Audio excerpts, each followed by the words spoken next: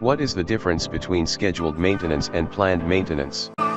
While scheduled maintenance and planned maintenance are often used interchangeably, there are differences between the two.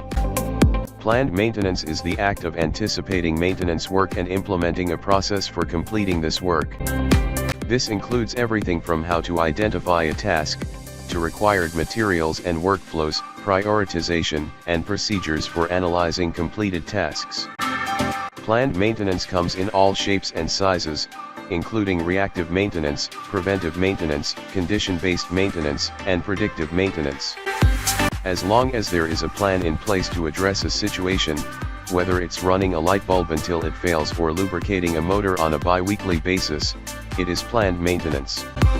Scheduled maintenance is the act of deciding when planned maintenance tasks should be completed, and who should complete them.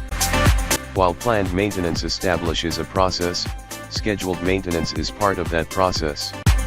When an issue or task is identified, it can be given a deadline for completion and assigned to a technician. This is when it becomes scheduled maintenance.